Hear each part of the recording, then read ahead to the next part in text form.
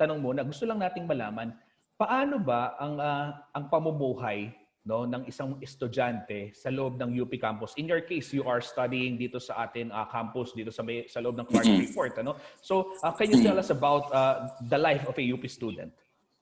Okay, tama.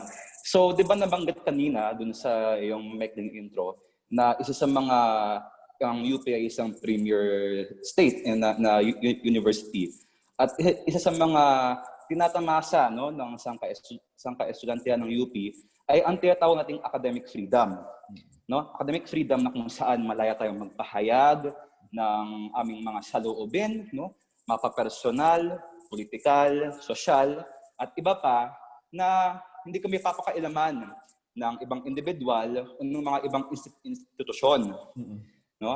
Kaya doon kami nakakaroon ng freedom na ihayag ang aming mga sarili. Doon din nakakaroon ng freedom ang mga faculty, ang mga kawani, na ihayag din ang kailang mga pananaw tungkol sa lipunan at kung ano mang conduct ng teaching ang gusto nilang gawin.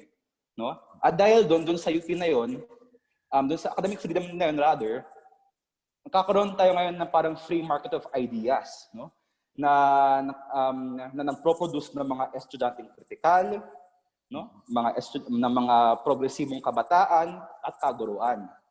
So yun yung isa sa mga tinatamasan ng mga UP students, no? Yun.